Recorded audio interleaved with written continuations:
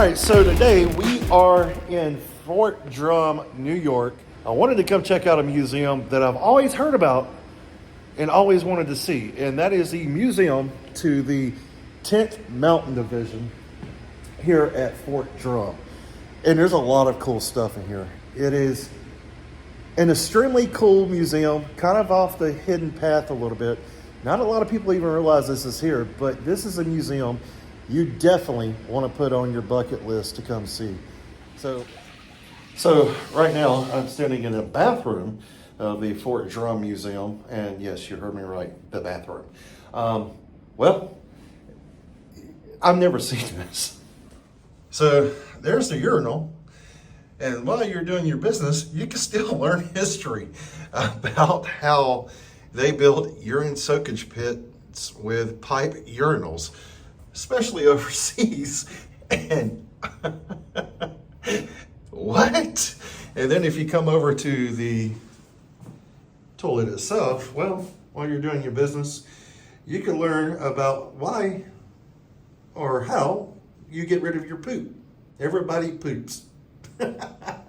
So this is all of your 10th Mountain Division and Fort Drum units here, kind of breaking it down, explaining all of the divisions, brigades, and battalions here, squadrons, all for you, so you kind of get a better understanding at how the 10th Mountain Division is actually made up. You come in and you've got a wall of fame here, the mountain warrior legends who have made this unit so famous. You've got Lieutenant General George Hayes, let's see, Staff Sergeant Travis Atkins, and then you've got guys like B.G. Onslow, Rolf, if I'm not, I probably butchered his name, but all of these famous people. There's Chris Anthony. So, yeah, pretty cool. So, what we're looking at now is some Native American artifacts, even from this area. They give homage to the Native Americans of this area. You've got some different points here. You've got some grinding stones. You've got net sinkers. And you've also got some pottery here. This is pottery from around 1550. So very old. This is as New York is being founded. And then some arrowhead points. And then you got the story of lacrosse. Lacrosse was invented by Native American tribes, just like hockey was, which is my favorite sport. So, yeah. And it was invented by the Haudenosaunee people. Probably butchering that. Then you got a 1795, this is a Type 2 flintlock musket. And then you've got some early U.S. military uniform plates. You would have saw these on the Shakos. And on the left here is the plate for Light Dragoon, and then that is your field artillery plate on the right. And then we start getting into some of the more modern stuff here. Stuff from World War I and the Spanish-American War period. You've got a unit for the 24th, and then looks like the 9th. And then you've got a copy of the Madison Barracks barbed wire from the 4th of July, which is really cool. And then some stuff on the Madison Barracks, the U.S. Army's home in North Country, and this is from 1814 to the outbreak of World War II in 1941. So during World War I, the Spanish-American War, the Madison Barracks would have been a really, really famous place for the U.S. Army here. And this is something you don't get to see very often. And then some of the 1917 encampment, this was 14th August 1917 at Madison Barracks. A photo of all of the men there, which is really neat to see.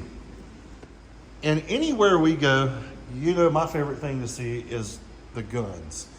Well, this is a 1904 Maxim machine gun. This was the U.S. Army's first standard machine gun. This is your precursor of the 30. This is your precursor of the 50. And this thing is absolutely just a beast. This thing is heavy, heavy, heavy, heavy. But this is the first standard machine gun in the U.S. Army inventory. It was a copy of a German-designed machine gun. The Germans had a German Maxim made under the license, and this machine gun was made up under the license of Colt. So Colt Firearms was the licensor for this gun, and 4 of these machine guns would be grouped into a machine gun company. So 4 of these made one machine gun company, and they had a total of 20 mules that would move these guns and equipment. And these guns were extensively used at Pine Camp in the early 1900s. And the reason why that's important, the Buffalo Soldiers of the 10th Cavalry received this gun during their training here in the Fort Drum area. So this was a 30-06 caliber gun. It was water cooled, and it weighed 60 pounds and carried 5 pounds of water to help cool it. This is pretty cool. This is something you don't see all the time. This is watch fobs. You got one to the 3rd Brigade, the New York National Guard from Camp Hughes. You got another from the 3rd Brigade at Camp Hughes. You have one from 1908 War Maneuvers at Pines Plains, New York. A 2nd Connecticut Regiment in Pines Plains of 1910 from Pine Camp for the 1st Regiment, Vermont. And then some from the 1911 War Maneuvers here in Pine Camp, New York. So pretty cool to see those too. So after looking at the Maxim machine gun, we now have the more popular M1919 A4 30 caliber machine gun. This is the machine gun you typically think about during World War II. And this is air cooled instead of water cooled.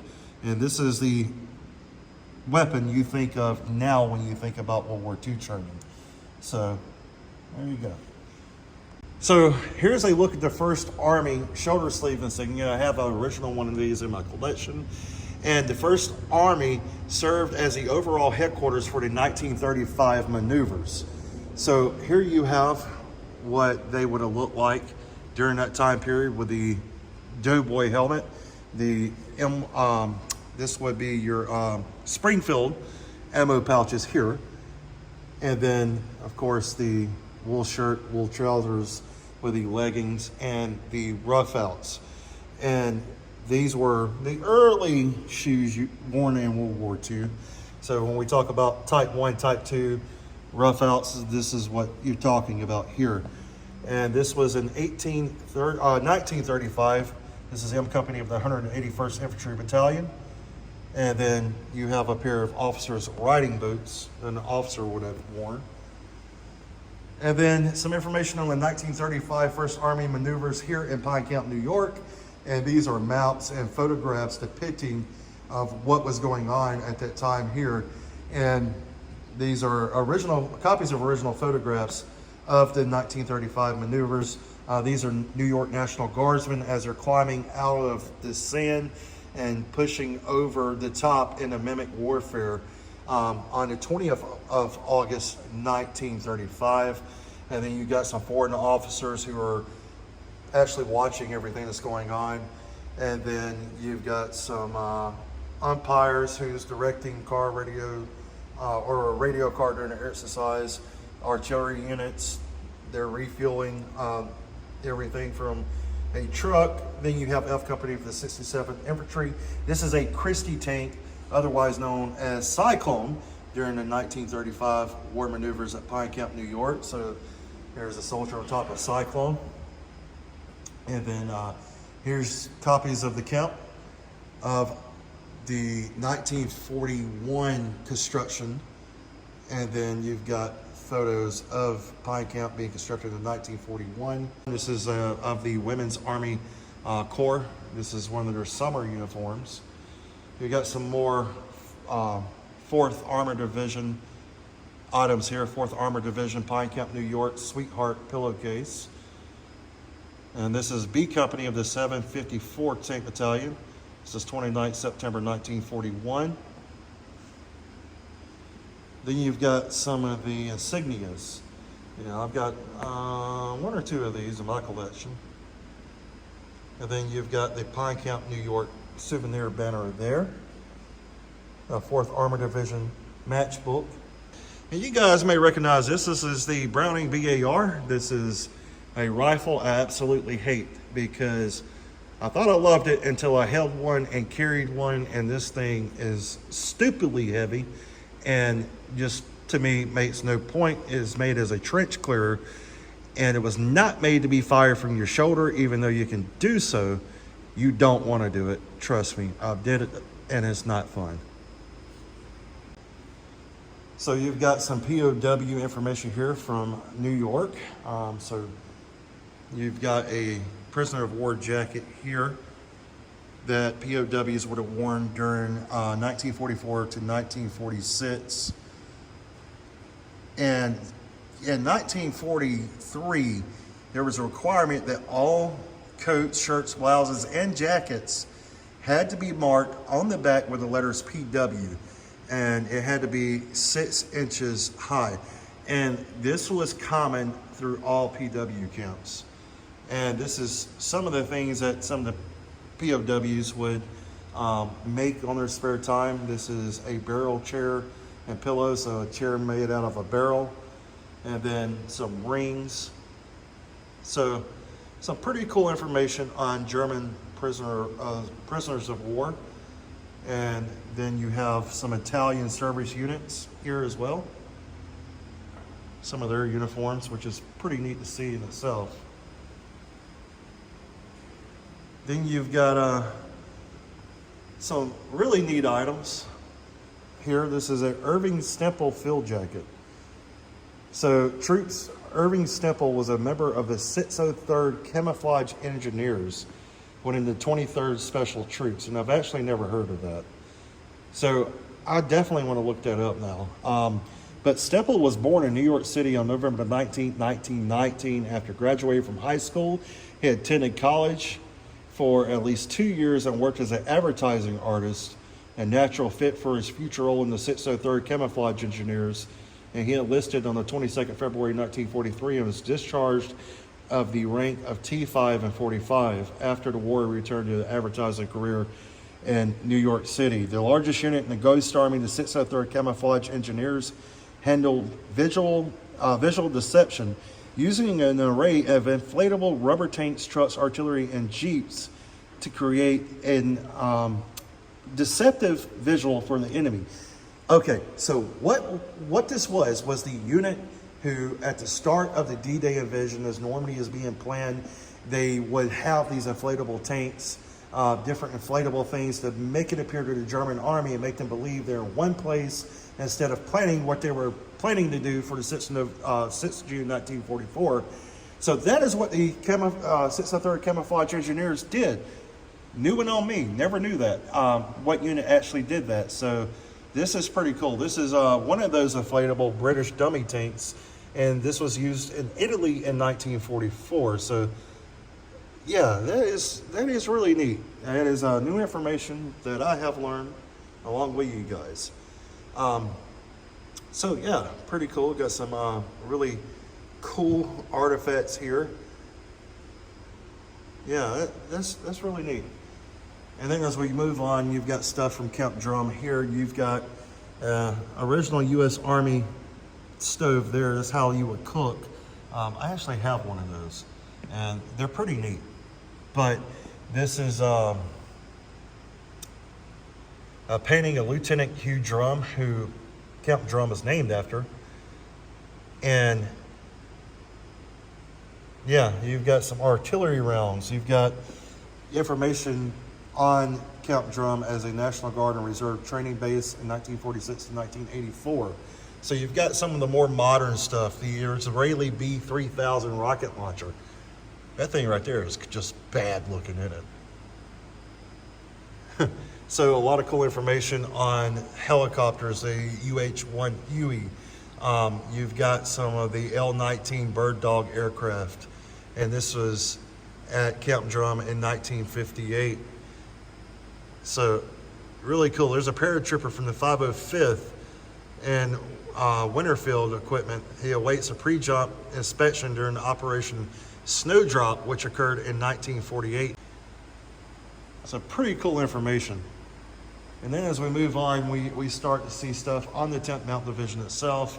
Some skis. This is from pre-1940, and these are wood skis. That is really cool to see.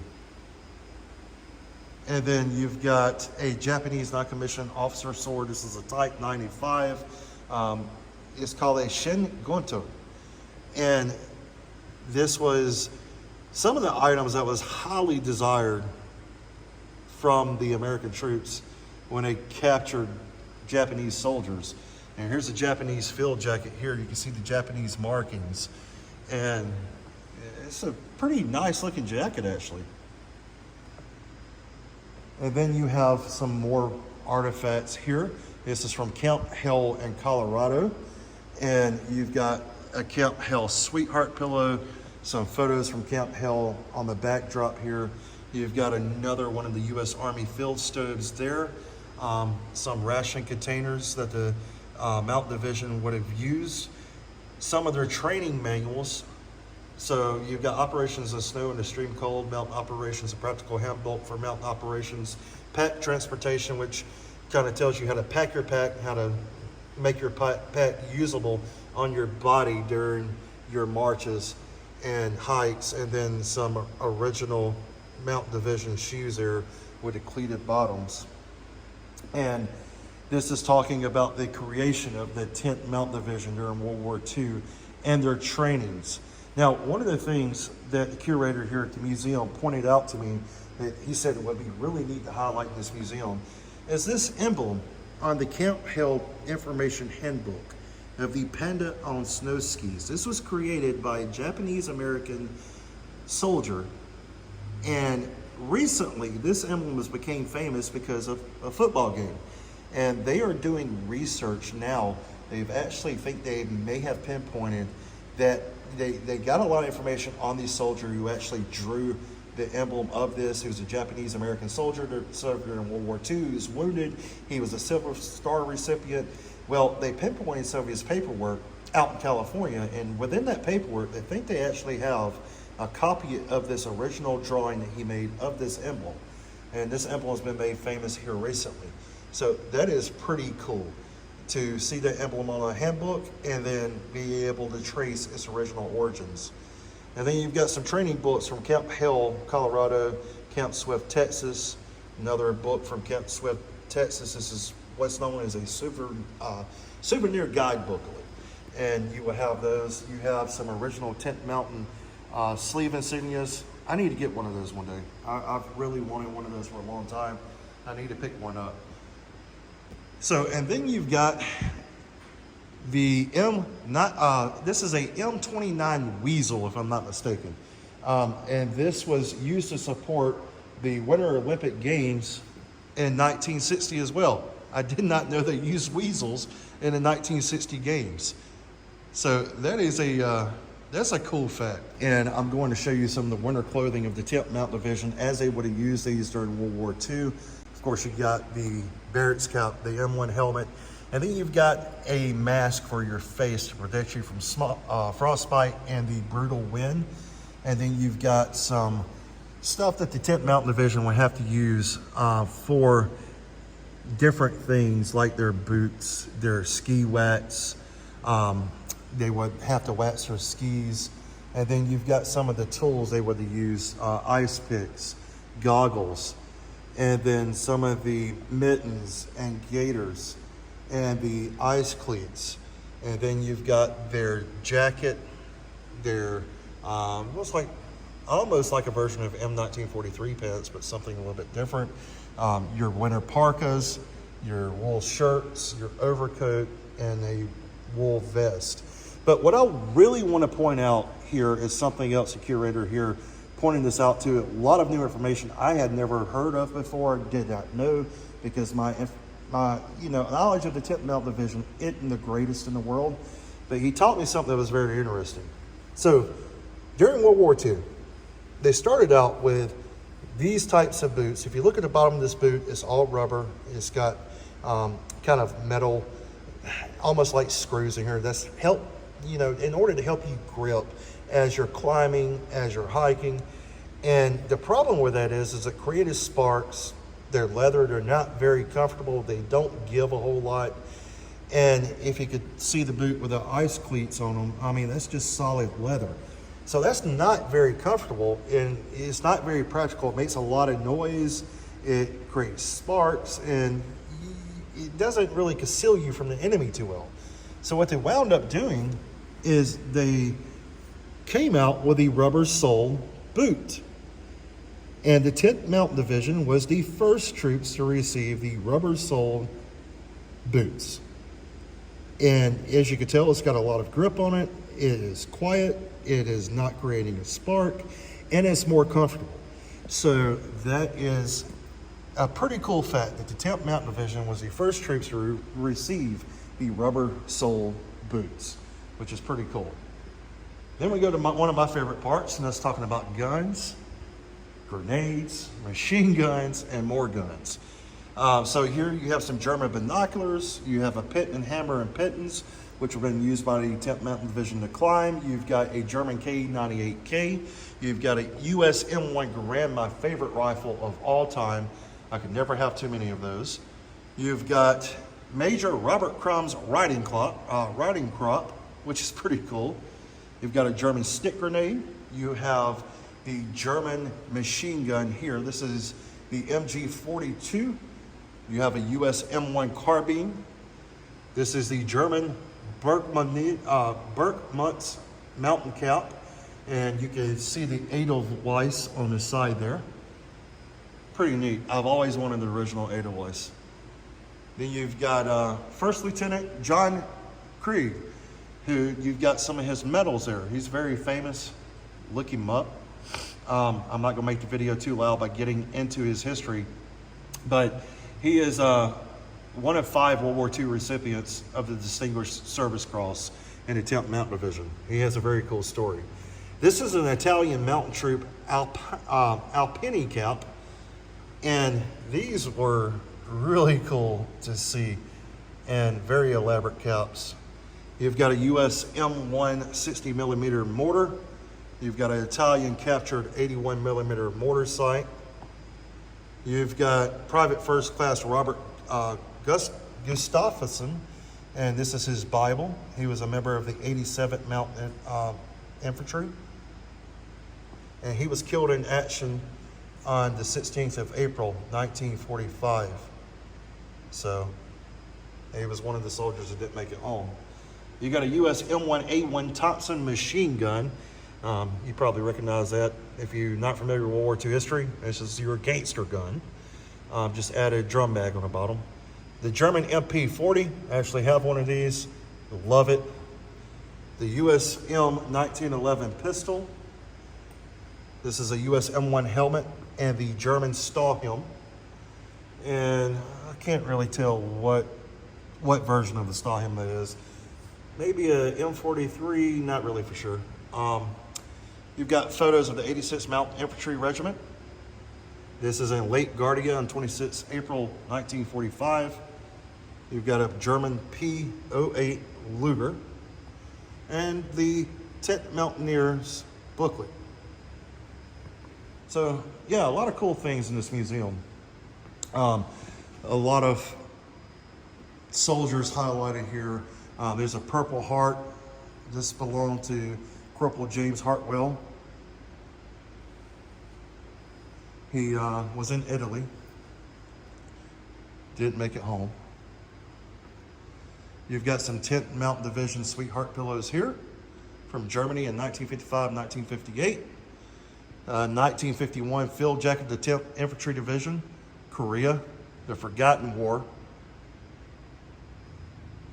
And a lot of other cool stuff here on soldiers. This is an Ike jacket this belonged to Staff Sergeant Marlon Weinberg.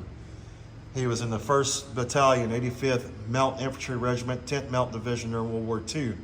And he wore this jacket when he returned to the United States. You can see his ruptured duct there. And this is him wearing the jacket in 2016.